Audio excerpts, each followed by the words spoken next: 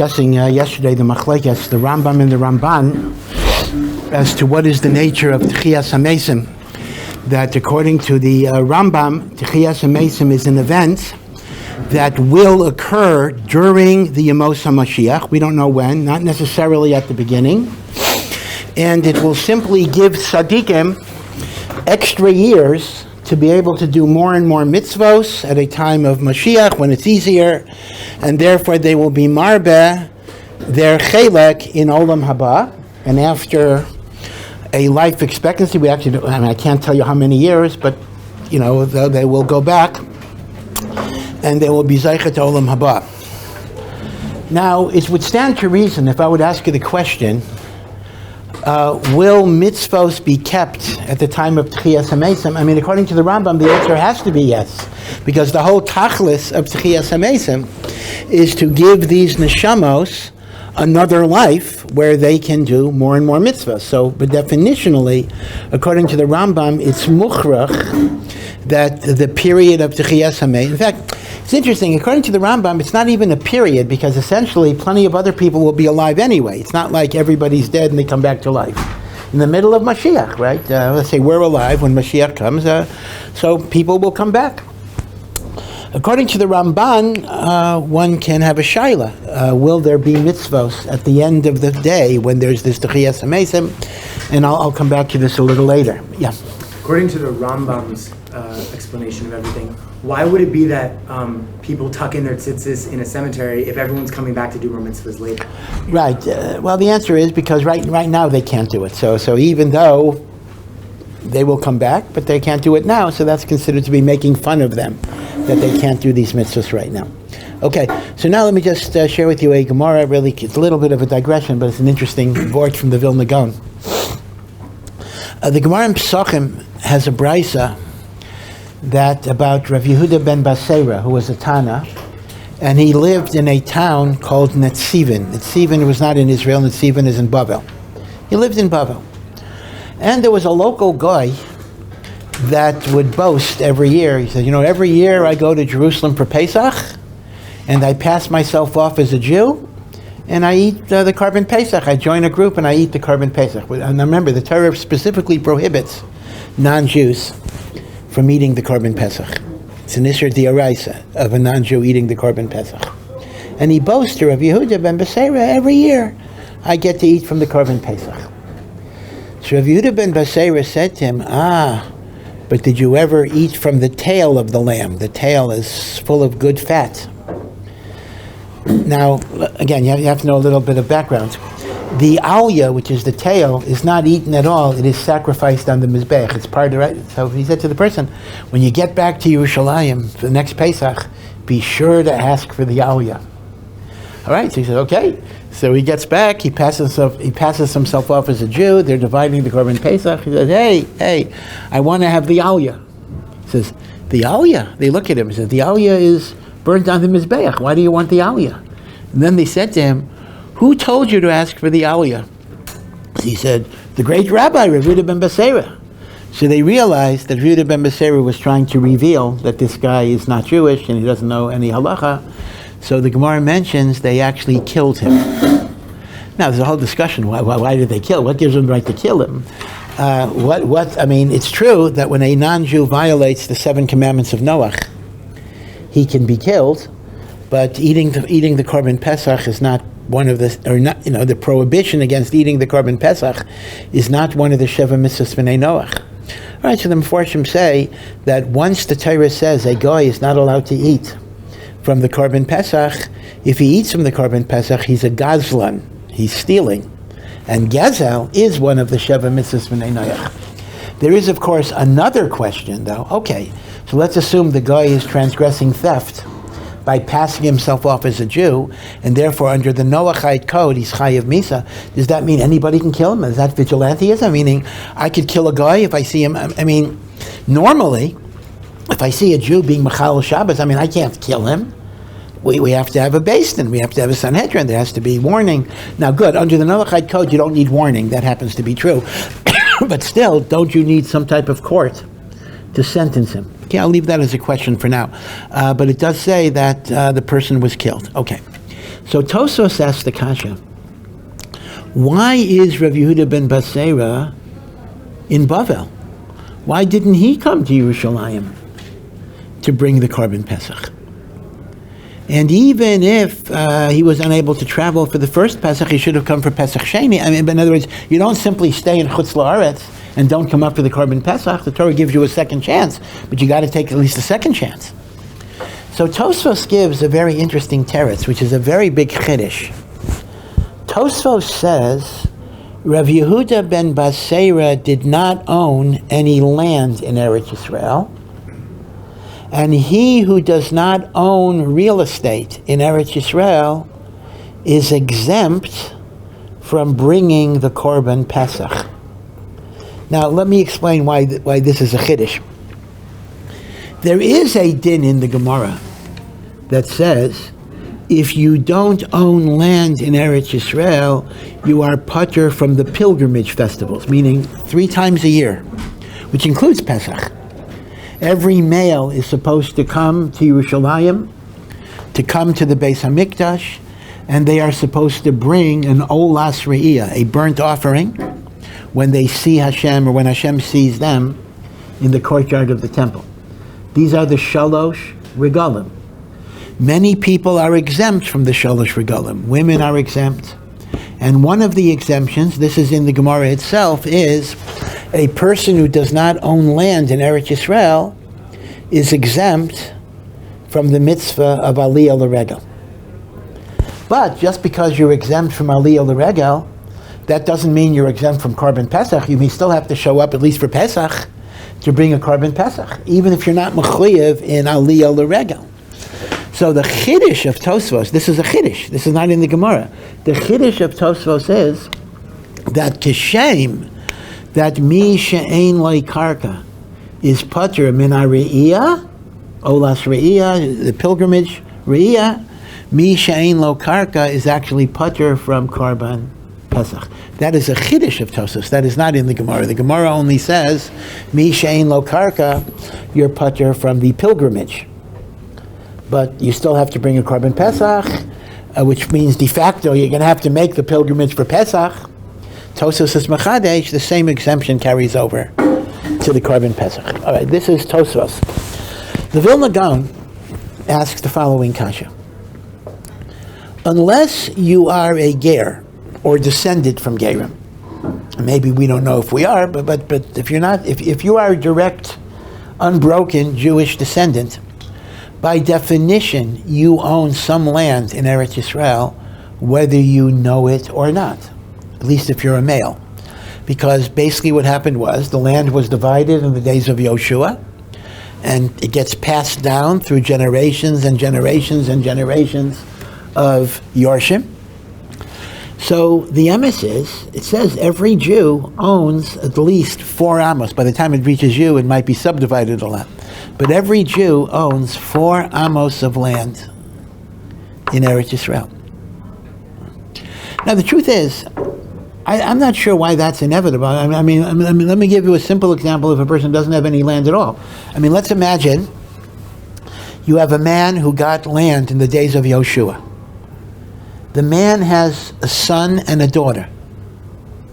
Okay? So the son inherits everything. The daughter does not inherit. And you are the son of that daughter. If you are the son of that daughter, there is no property that you inherit. So I'm not sure why it's inevitable. I mean, if there was a woman in the middle, of course there was, who did not inherit from her father, then the inheritance cycle is going to be broken.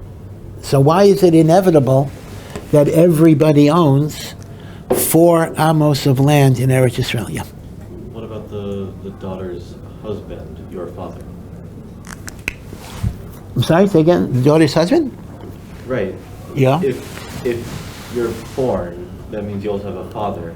You should inherit from the father. Oh, I see. In other words, look at it that way, meaning to say, the daughter does not inherit from the father, but there is a husband.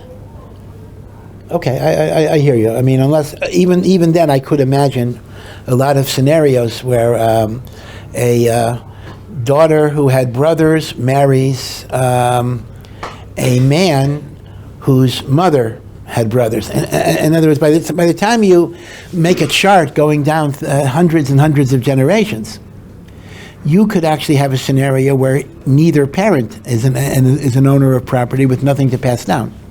Because even if you have a man, right, but the man might be the son of a daughter who had brothers, and that broke the inheritance.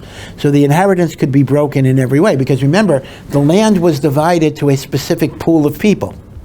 And you then have to trace inheritance lines from that pool of people. L'chaira, there are ways on both sides that the inheritance line could be broken. And of course, a ger did not get a chelek of the land of Eretz Yisrael. And if you're a descendant of gerim, you may not have that land. So I'm not sure why it's inevitable, but the Gemara does bring the idea that every Jew who cannot, who is not traceable to a gerus, does have 4 amos of Eretz Yisrael. Yeah. With that, since you said that people who own land, isn't it true that the Kohanim and the Leviim also do own property? And yes. They're the only ones today that know that they're not descendants. Right. So the truth of the matter is, Kohanim and Leviim actually did own property, but not in the normal way. Because remember, there were 48 Levite cities in the land of Israel within the different tribes.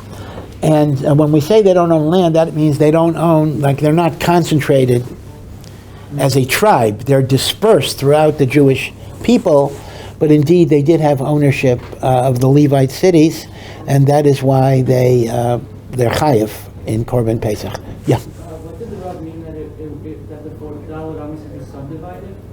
Yeah, meaning to say, originally somebody got a big portion. By the time it reaches us today, we may only have 4 amos because it gets divided among different heirs and different yorshim, etc. But or could it be less? I mean, it could. I mean, Dalet amos may be lav dafka, maybe just an expression of everybody has a small amount. If you have a square inch, that's good too. That's enough for being... So apparently, the Vilna Gaon is saying, no matter how little the amount of land you own, that's enough. You own some land. By the way, there's even there's a program. It has haskamas of gedolim. Some people say it's a gimmick, but it has haskamas of gedolim, where you can buy like 4 amos of Eretz Yisrael. Some company is selling it. You buy 4 amos. I can't afford an apartment here. I can't buy a house. Okay, I can't do that. But I can buy 4 amos. They even give you 2 amos if you want. And in that way, I own land in Eretz Yisrael. And they even say they'll grow some wheat on it or something. So they'll take trumas and maestros for you. So you'll fulfill through a shaliach. You'll fulfill all of these mitzvahs even on a tiny little bit of land. Now, obviously.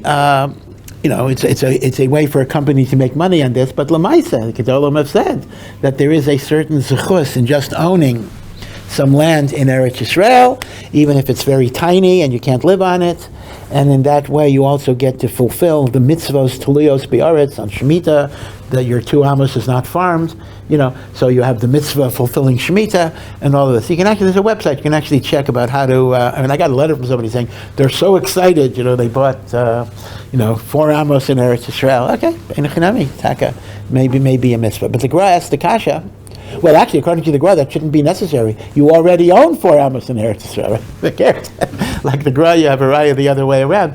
So the Gemara asked the Kasha, how could Rav Yehuda ben Basera be pater from Korban Pesach? Because he doesn't own land in Eretz Yisrael. Everybody owns land in Eretz Yisrael, right? Everybody owns 4 amos. So he should be chayav in Korban Pesach, right? How can he stay home in that Sivan?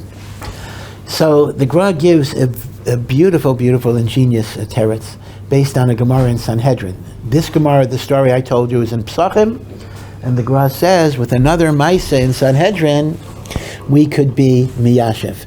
And this is what he says. There is in Nevi'im one very, very phenomenal story of resurrection of the dead, but it's not referring to the resurrection at the end of days, but a resurrection that the Navi Yechezkel actually experienced. He had a prophetic vision. This is one of the most famous scenes in Nach.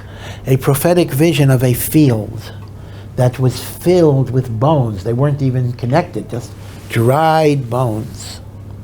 And HaKadosh Baruch Hu said to him, prophesy over these dried bones.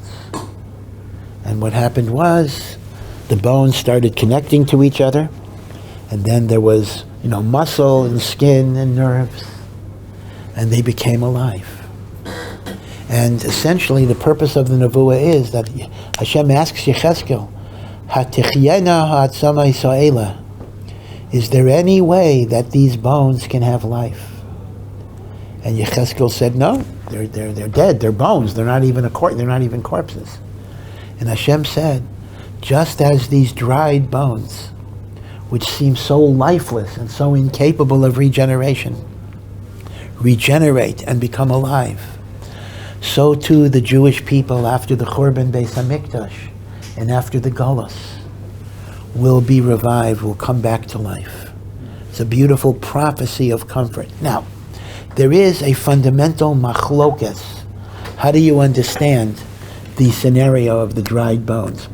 Was this a vision or was this something that actually happened? Meaning, is Yecheskel simply given a dream or a prophetic vision of this happening, symbolic of the revival of the Jewish people? Or did he literally bring a field of dried bones back to human life? This is a machlokas in Chazal, and it's carried over as a machlokas in the Meforshim of those psukim in Nach. Now, if it's a vision, then it's just a vision. It's a very powerful vision, but it's just a vision about Jewish regeneration. Okay. But if you follow the view that it literally meant that these dead bones came back to life, then you have another question. Who are they? What did they come back as? So there are different opinions. So in the Gemara, there is a discussion. One Mandi Amar says, as I already said, Lo haya v'lo nivra, it certainly didn't happen. Yecheskel just had a dream.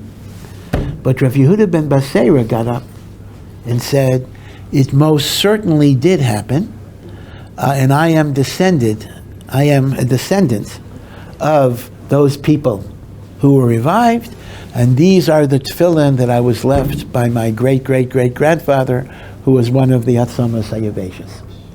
Now, who were these people? So, according to that Gemara, they were the Bnei Ephraim who left Mitzrayim 30 years before the Exodus. Now, so here I have to, again, go over a little bit of history. Moshe Rabbeinu took us out of Mitzrayim. Of course, right? That's Yetzias Mitzrayim. But 30 years, when Moshe Rabbeinu was still in Midjan, meaning Moshe was not on the scene at all, 30 years before Yetzias Mitzrayim, the tribe, not the whole tribe, because obviously a lot of Ephraim is counted in the desert, but a Chelek of the tribe of Ephraim calculated that the time of the Exodus had already arrived, and they decided on their own volition to have a revolt and leave Mitzrayim. They were killed. They were defeated. They were killed. It was not the time.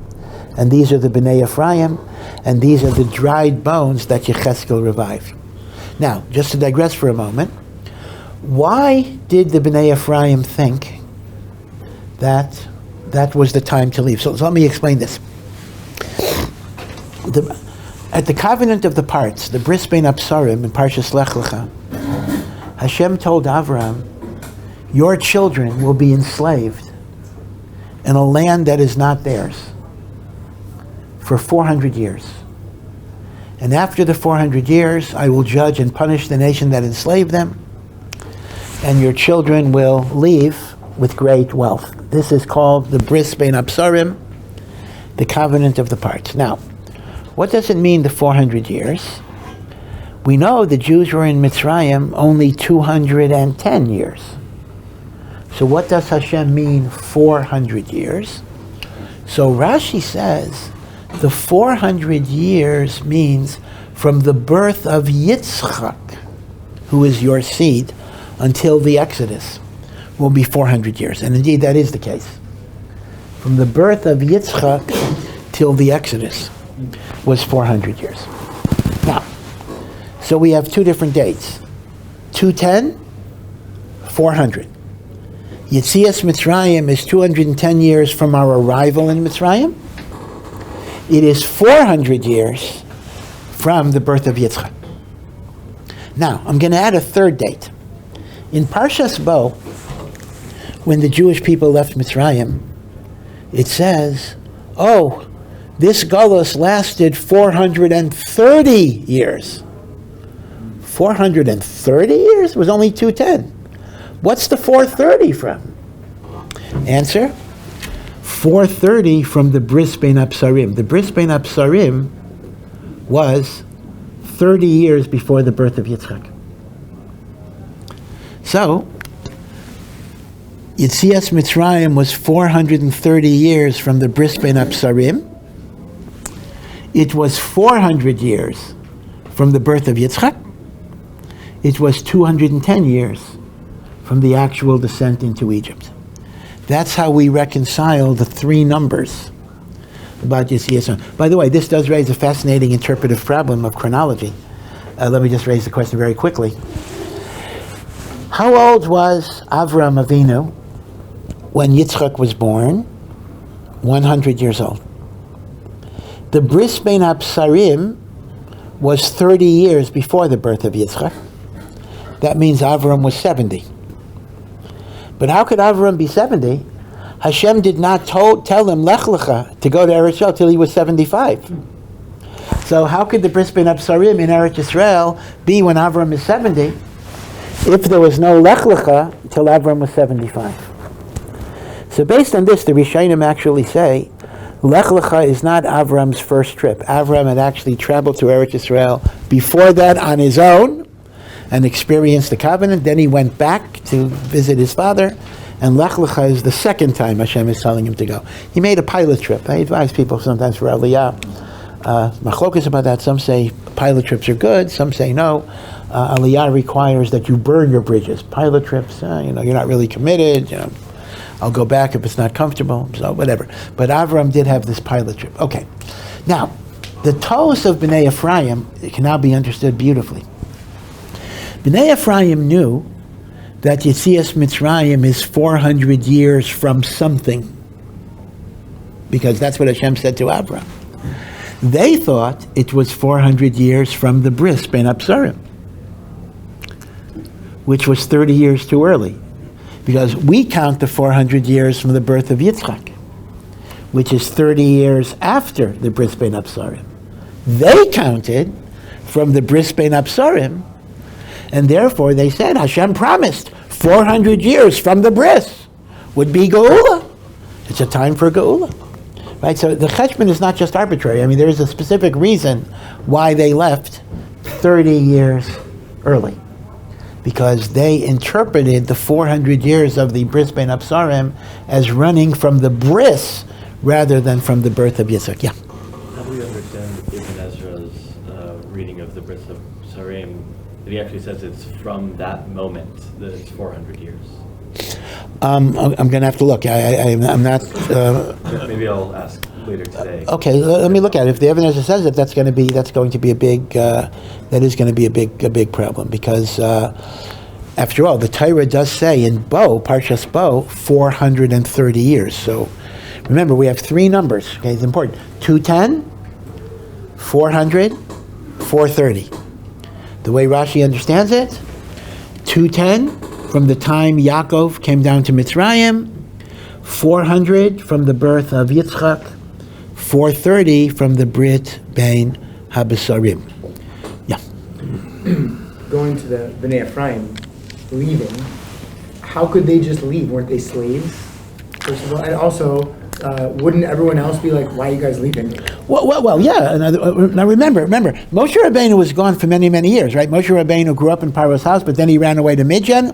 Moshe was gone for more than 40 years, right? Moshe was not around. Moshe was in Midian, or maybe in Africa. Moshe had a whole career that's not even in the Torah. He was a king in different places. He had a whole life before Moshe Rabbeinu. So, who was the leader of the Jewish people in Mitzrayim? It actually was Aaron. Aaron was the spiritual leader. We don't realize this. We're used to Aaron in his career as Kohen Gadol and kind of second to Moshe. Aaron was the leader of Am Yisrael for many, many, many years. So this was not a secret thing. I mean, Bnei Ephraim basically said we all should leave. Aaron said, you're misinterpreting it. Bnei Ephraim, like Korach, so to speak, rebelled against Aaron. The rest of the Jewish people stayed. The Bnei Ephraim rebelled, and indeed, if you're asking me how could they leave, the answer is they essentially didn't leave, they were killed. But it's like a slave rebellion, like slaves decide we're going to rebel, and if they thought it was the right time, they said Hashem will surely give us victory. But the answer is it wasn't the right time, so Hashem didn't give them victory. Okay? I mean, that's kind of what happened, yeah. How does it happen that the entire tribe could have this result? Well, one second, obviously it wasn't the entire tribe, because remember, the tribe of Ephraim is counted among those who left Mitzrayim. So it was not the entire tribe for sure. It was a group. And people argue. Listen, Jews argue. That's not, you know what they say about the, the story about the 70 elders that Talmai HaMelech, wanted to translate the Torah, and he put them in 70 different rooms, and it was a miracle that they came up with the identical translation of the Torah into Greek, even though they were in different rooms. So there's a vort, people say, kind of a joking vort, they say, it would have been a bigger miracle if they would have been in the same room and would have come up with the same same explanation, because he didn't like to argue. We always have machlokas. Yeah. If the Bnei Ephraim were killed in Egypt, then how could Yechezkel have seen this vision in a valley in Eretz Yisrael? No. So they were not killed in Egypt. They actually did leave, but the MS is the Egyptian Empire did extend into the boundaries even of Eretz Canaan at various points. Canaan itself was under some Egyptian domination. So now here's what the Gemara says. So it turns out Yehuda ben Basera was a descendant of the Bnei Ephraim, that segment of Bnei Ephraim that were killed. And again, according to that, they had children. They did have children, and etc. And he was a descendant. But that segment never got a share of land in Eretz Yisrael that they owned, because the only people who got shares of land were the people who entered the land in the time of Yoshua ben Nun. That's when the land was divided. If you died in the desert, per se, you did not get a share. Now, it's machlok. This is a more complicated question. Some say the land was divided based on those who left Mitzrayim with the Exodus. Some say it was divided based on those who came to Eretz Yisrael. And that's a machlokas. That's a complicated machlokas. If your baseline are the people who left Mitzrayim and you trace the inheritance from them, or the people who come to the land. But one thing is for sure, you don't get land if you died before the Exodus, before the official Exodus. So the Bnei Ephraim had taka no Chelek in Eretz Yisrael at all. And that's why Tosfos could say Rabbi Yehuda ben Basera did not have a Chelek in Eretz Yisrael and was patur from the Korban Pesach. This is a brilliant fort. The only thing that bothers me is this. If it's really true that everybody has land, I mean, the Gemara itself says the halacha that a person who doesn't own land in Eretz Yisrael is exempt from a pilgrimage, olas re'iyah. I mean, according to the Gemara, that's only going to apply like if you're descended from Bnei Ephraim. I mean, it's not really a meaningful halacha. I mean, the Gemara seems to be saying there's a halacha here that if you don't have land, you're patur. But you're, according to the Gemara, you're basically telling me the halacha like applies in only some very, very odd, rare situation. It's not mashra. The Gemara doesn't seem to be saying like this is a halacha that will only apply to Bnei Ephraim or Gerim or something. I don't know. So that's a little bit of a kasha on the Gemara's understanding, but this is how we interpret it. Yeah. Does this discourse in the Gemara shed any light on like allegorical understandings of Chazal? Like it seems like that's actually what's happening. Like how like they said, oh, it wasn't exactly literal, and Rabbi was saying like I saw it physically. Well, yeah. Again, now this is not a machlokas about allegorical understandings of Chazal. This is actually allegorical understandings of a nevuah.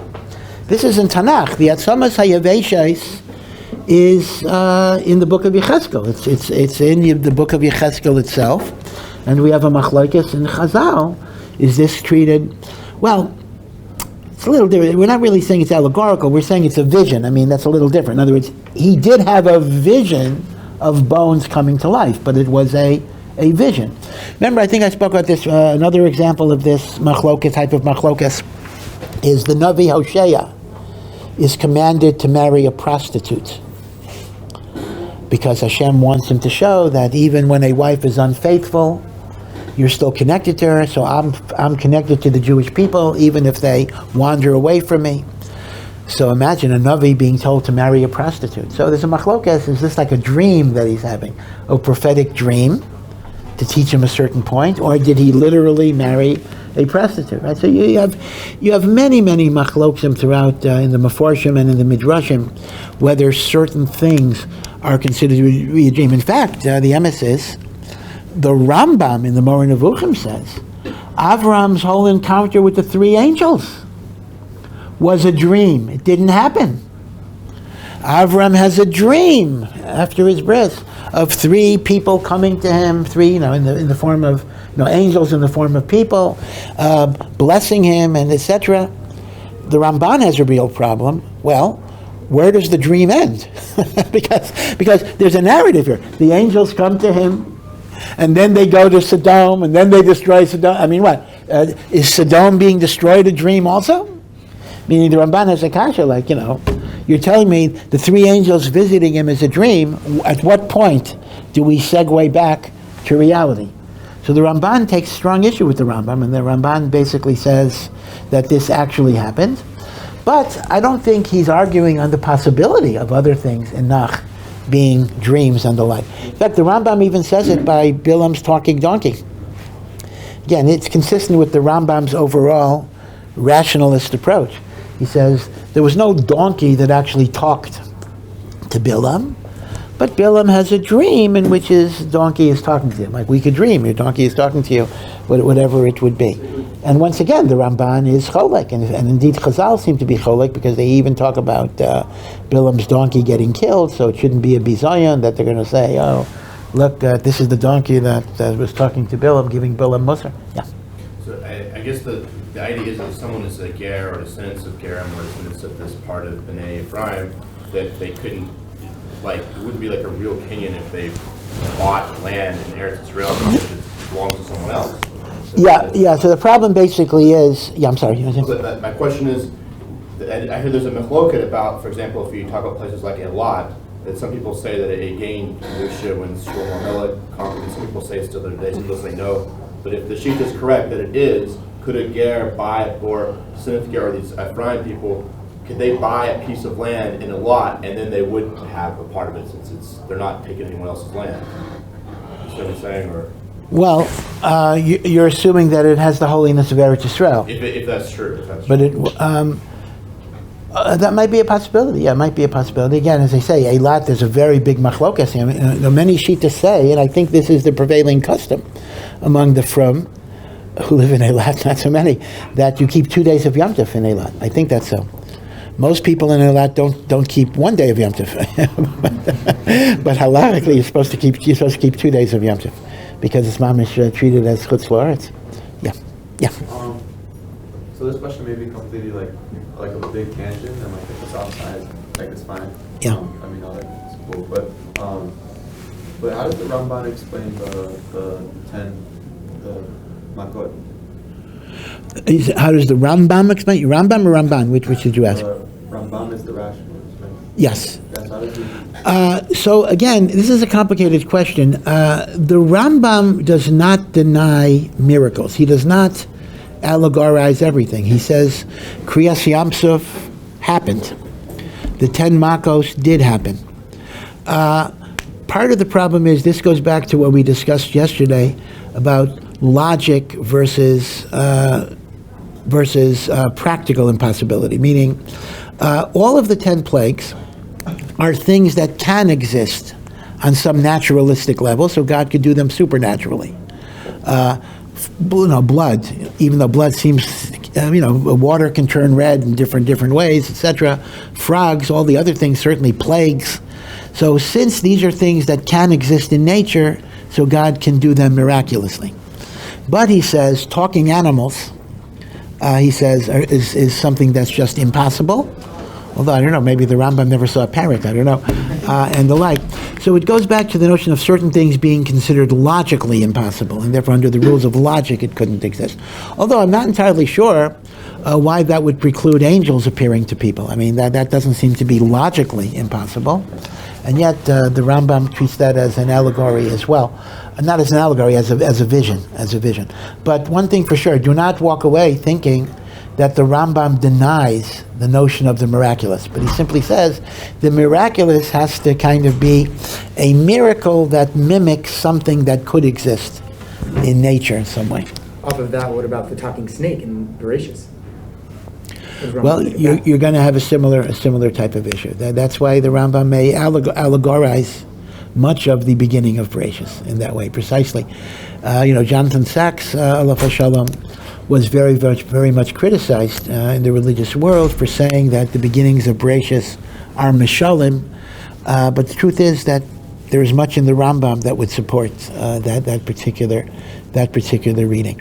Okay, so this anyway, be it as it may, this is how the Vilna Gaon understands the story of Rav Yehuda ben Basera, and the only reason I brought it up is simply because this is a different Techiyas Hameisim. This is not the Techiyas Hameisim of the end of days, but this was a unique Techiyas Hameisim of the Bnei Ephraim, in which, according to Rav Yehuda ben Basera, they actually went back to Eretz Yisrael, or were zeicha to come to Eretz Yisrael, and they got married, and they had children, and Rav Yehuda ben Basera was a descendant, and he even had the tefillin that he was left by his father, by his great-great-great-grandfather. One more thing I just want to mention, and that is, when the Rambam describes Olam HaBa as the world of the soul, and the world of the soul is not physical. You're just being nana mizif hashchina.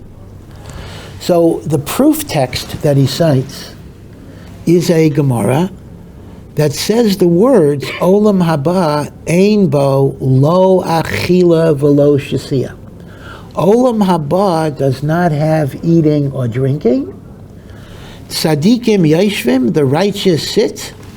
V'yat roseim b'rosheim, and their crowns, that means their intellects, are on their head. V'nehanin miziv hashchina, and they get pleasure from the radiance of the Shekhinah, etc.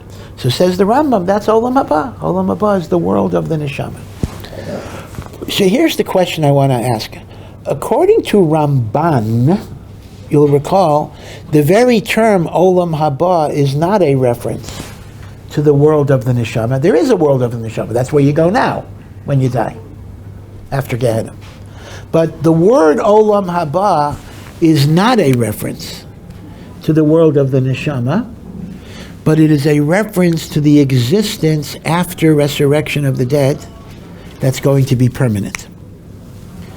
Which means, apparently, whenever Chazal use the word Olam HaBa, like the Ramban, you gotta plug in the world after Techiyas Hameisim. And that is what Olam HaBa is. So, isn't there a problem here? In other words, so when you're telling me Olam HaBa, there is no eating and there's no drinking, you're not just describing the world of the soul after I die, you're describing what the world will be like after Techiyas Hameisim, because that is the Ramban's definition of Olam HaBa. So would it stand to reason, according to Rambam, that in the world of Techiyas Hameisim, we're physical, our bodies are alive, but we're not going to eat or drink? I mean, how would the Ramban interpret that statement?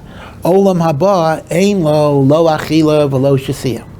It's an interesting chiddush that, according to the Ramban, like the Rambam, that wouldn't be the case. Like the Rambam, if you're going to ask me, when there's Techiyas Hameisim, are we going to eat? For sure we are, because that just occurs, Limosa Mashiach. We come back for 70, 80, 90, 100 years.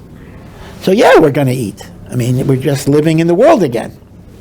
So like the Rambam, for sure there's going to be Achilu Shtiya by Techiyas Hameisim. And the reference to not having Achila is the Olam of the Neshama, which the Rambam calls Olam HaBa.